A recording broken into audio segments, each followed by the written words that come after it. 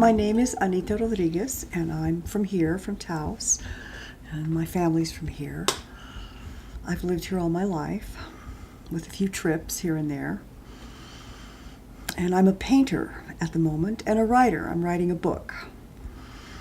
What's your book about? Well, it's a cookbook, and it has got stories in it, and it's stories about the wonderful cooks in my family, the terrible cooks in my family. Excuse me, story about a restaurant where I worked for a woman who really taught me to cook, and unusual stories about eggs. For instance, there's a chapter on eggs, and the chapter on eggs has recipes for eggs, but it also has information on how eggs are used by curanderas for diagnosis. The chapter on vegetables has a section on ayahuasca, which I took an ayahuasca journey with the curandero several times, and the plant spoke to me, so it talks about plant consciousness. And there's also recipes for mud, because before I became a painter, I was a contractor. And here in New Mexico, women are the traditional adobe finishers and have been for over 1,000 years. And you just sort of learn this if you're a woman by osmosis.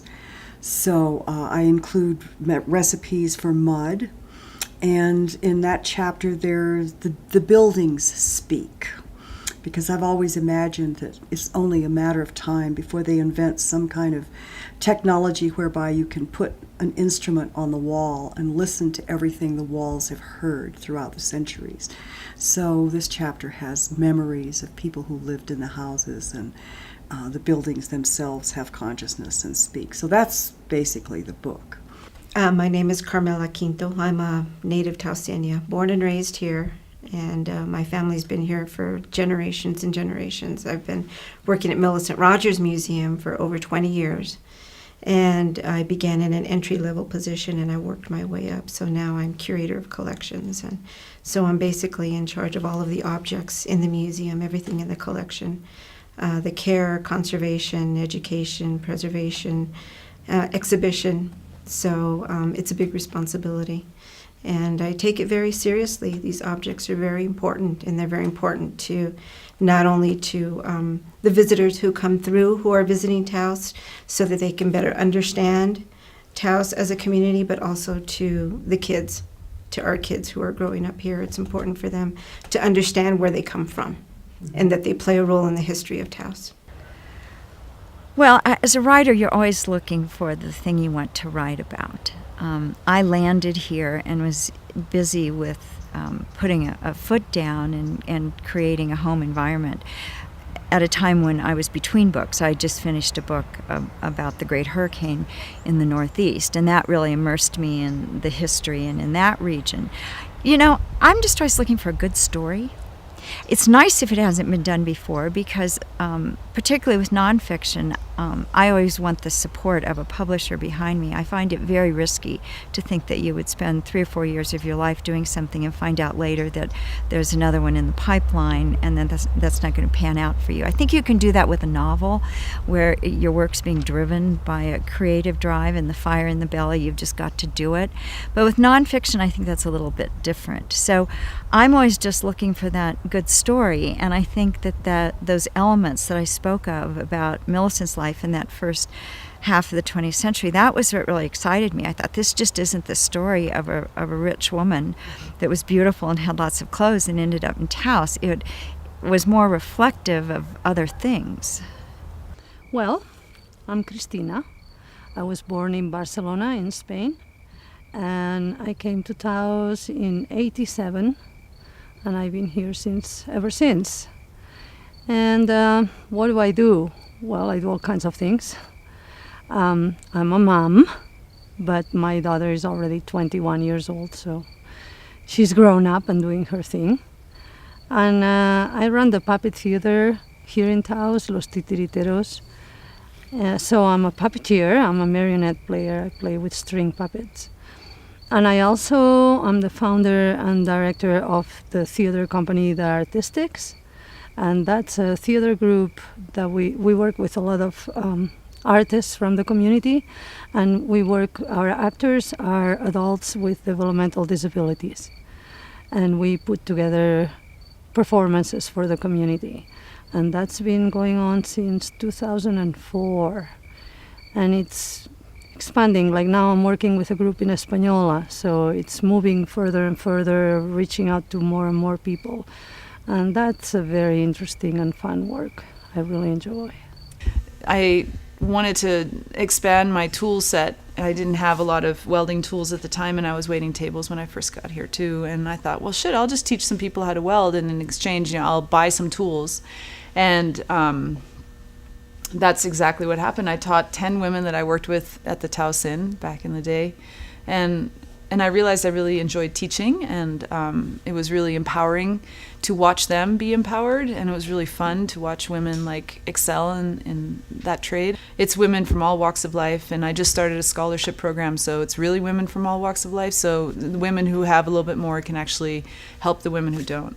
And it's a really wonderful thing to be able to impart this knowledge, like working in a metal shop and working with these tools in a very gender specific atmosphere where there's no I don't know, weirdness around having men there who somehow think it's their birthright to know these tools or whatever. It's a nice, like, mellow environment, and it's also like how women understand things, and it's easier to impart that knowledge to women as a woman than it is to a man, for example. So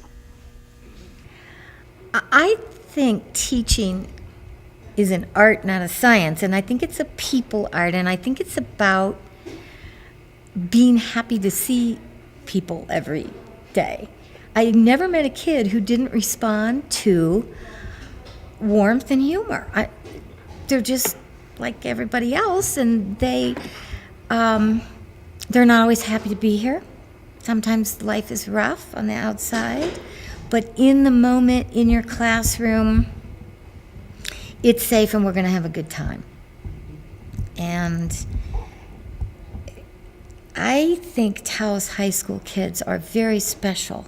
And if you walk around the halls here, I think you can get that feeling. I wish that people who came here and wanted to start a different high school or create something would come and spend a week or so here just hanging out with kids and see, oh no, this is wonderful. This is where we want to be. This is very good. But I think kids are just like everybody else. They just want to be loved and appreciated and honored and played with and seen for what they are, which is unique and funny, and they all have something wonderful to give, and they keep you young, they keep you laughing, they're funny as hell. They're just so funny and dear. And I was here for 37 years. I don't think I ever had a bad day here or had a serious problem with a kid that I couldn't, work out in 5 minutes. Just from being Just saying, open okay, and having- here we are, we're stuck together. Let's see if we can't make this work. And what do I need to do to make it better for you? And here's what you can do to make it better for me. And let's get through it. I think that we have to spend a lot of time doing drudge work, and an acceptance of that it can't all be those remarkable moments, bang, bang, bang, all the time. That there's inspiration, there's, those wonderful gifts that we get where we make something beautiful and we don't even feel like we've really done it, like we're the conduit between something that wants to be and something that then is, and, all of that remarkable part of creativity, that's great, but you don't get it all the time. The rest of it is just that daily plodding, doing the drudge work. Everyone has to clean their studio, clean their kitchen, do the laundry. We're lucky if the day-to-day drudgery of our lives leads in some way to some moment of beauty. I'm lucky because, a big part of my process is this strange drudgery, but then I get to have the gift. I make sculptures. I think it's because my dad's a sculptor, and I think it's because the clay is so beautiful, and it's kind of redundant for me to make a bowl, a pottery. I mean, how many bowls and potteries can a person make before they start experimenting some other way? So my mom used to make masks, and I think it's because of the theater background, and there's this, because my parents are heavily involved in theater, and for a long time we did plays too when we were little. So maybe that's where this whole mask thing comes from. They're neat, they're fun to make, and I don't know how they're gonna turn out. Like I try to have a notion of what I'm gonna make, but the clay basically does what it wants. It's organic, it's from Mother Earth. They're all natural pigments, and I use turquoise and coral to accentuate them. That doesn't really mean anything. I guess I could put meaning toward it, but a lot of my work is just aesthetic. It just comes from design. Sometimes I title them, sometimes I don't. This is a female. She looks female. And I painted this mask several different ways, and I wasn't satisfied with any of it, so then I would take it off with a sponge, and I think I prepared a little crack because it was raining last week and it got moist. I just was like, oh, this mask, and I almost didn't finish it. Somehow it just was giving me so much trouble. I don't even know how this came out like this, but I was looking at it and I was just going, wow, that looks like a Native American church design. My dad's dad was a roadman. He was like in the Native American church, and he was real serious, and he was well respected. And I feel like those designs come from the peyote meeting, because they make a moon out of sand. I don't know if you've ever been to a peyote meeting. Well, there's these design elements are in there, and I just was like, I need to paint a design, and I didn't know what to paint. And it came out like this. This looks almost like a peyote button. You know, they're bulbous like that. And then the color. So I was like, oh, that's so trippy. It's just so weird how it works out like that. Taos was so much different promoting myself, because at first I was like, oh, what if I'm promoting myself and, you got to put some money into it and you got to put a lot of time into it. What if I do all this and nothing happens? And everyone's just kind of like, but it's not that way here. It's so supportive. I mean, as soon as I made an effort that, vote for me, because it was a voting thing, as soon as I put that effort out there, everyone was like, how can I help? And it was amazing. It is a small community, but I think it pays to be kind of, and I'm not, saying whatever, but it kind of does pay to live in a small community and to be like a big fish or whatever, rather than being a big fish in a huge pond. And being, because it's more, you can be more recognized, I think. And people here are way into supporting our local talent, which is amazing. We put a lot of our money, I guess, time, love, just everything into our community, and it shows. If the crowd is excited, and I even get more excited as I DJ, and it just goes back and forth, and we just go higher and higher. So it's but as I'm DJing, it's kind of a process of surrendering, just like it is with the people who are dancing. It's a process of releasing your body to the music and just letting go of like any thoughts of, okay, how do I look? How do I sound? Just really letting go into the rhythm. And you get into this place, I've gotten into these places where I just feel like the roof going off the building, and I just feel this straight, like upward, connection. And I'm just like, just praising. I'm just excited. I'm just like alive and just in that moment. It really puts you in the moment. And just to feel that is so elevating and so healing. For me, the archetypes are really calling to come through at this time as we stand on the threshold of just massive global change. And I do feel that we really are at that threshold now. So power, that's a whole other conversation. That's a whole discourse in itself. But basically what I'm trying to do is empower people who are looking at my work. So in the end, I'm hoping that the work is going to empower the viewer. But really, I'm working with a meditation and a healing meditation. I mean, some of these things take me, years, literally. This one behind me took over a year of dedicated work. So these are very long thought forms, and it has to do with focusing on basically a healing energy as I'm working very, broadly. That's what's happening. Well, I'm Tanya Ocaña Civijil, and I'm a native Tauseña. Actually, I was born in Embudo, New Mexico, which is just south of here. And I, for many years, have been very much interested in the arts. And so for the last 6 years, I've been working, the last 15 years, curating children's art shows here in Taos. And 6 years ago, I was asked by the school district to become the elementary arts coordinator. So I would say last year was our highlight program.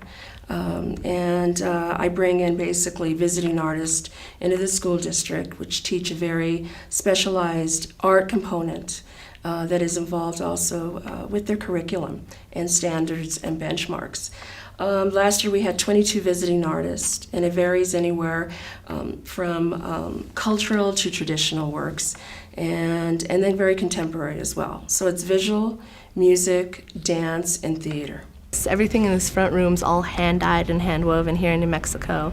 And a lot of people are from Taos and Santa Fe, and every artist is different. We represent about 35 different tapestry and rug artists from around here. And that's what you see in this front room, but then you go into the back and that's all hand-dyed yarns. My mom and I dye all of our yarn, and we manufacture our looms and our spinning wheels, and that's what Alex is weaving on back there, a Rio Grande walking loom. And we teach classes in here, and we have apparel artists. We have another about 35 apparel artists from all over the country, but also a lot are from Taos. So you get a lot of color and a lot of art, and it's all hand woven, handmade. Y'all can do it yourself. So this is my most recent book. This was published by Red Hem Press in March. It's called Vocabulary of Silence. And it's a meditation on and response to the wars in Iraq and Afghanistan and our responsibility as humans. And it is a part of the genre of witness poetry, I think. And my first book, which won a prize, A Bell Bear Deep, won the Nicholas Roerich Poetry Prize, is a series of lyric persona poems, taking Sarah and Hagar from the biblical time to slavery in the U.S. to a mythic present. And it's very much a woman's book, very much talking about how could these two women who are unequal in so many different ways, what would it take for them to come to love one another? I think there are specific things that bring people to Taos. Art is definitely one of them. And I know a little bit more about that because my husband's an artist. The people that and we have people from all over the world that come. Not as much now because we've closed the gallery, but he's still working, on a limited basis. And so he's got a website. But when people come and we bring them into the house and give them, tours of the house, typically the response is, I've never seen a house like this. This is the highlight of my tour. Of my visit to Taos, this tour, and we get letters from them and stuff. It's really very beautiful, and I think it expands their consciousness, and they tend to look at things a little bit more from a perspective that they see themselves in it as well as seeing what it is itself. So I think it expands them a bit. I love Taos. Having lived other places since growing up here, Taos is an amazing community and a true community, and that's why I'm here. It's the people, the acceptance, really the acceptance, being able to do my work and have that be a valid profession. What is it that you do? I'm a photographer. And what type of photography do you do? I specialize in antique photographic processes, so I use a big camera, and I do things pretty much the way they were done in the 1850s, 60s. My subject matter is much more contemporary, but my process is an old process. And there's some confusion sometimes in saying that you're a photographer. That could mean a lot of things. I'm an artist, and that's a reason to live in Taos. I found just after college, starting out as referring to myself as an artist, people seemed to think that that was synonymous with slacker. It kind of meant nothing, like I do nothing. And I really needed to move back to Taos so that I could say I'm an artist and have people say, fantastic, what are you doing? Instead of, artist is also in some other places sort of synonymous with waitress.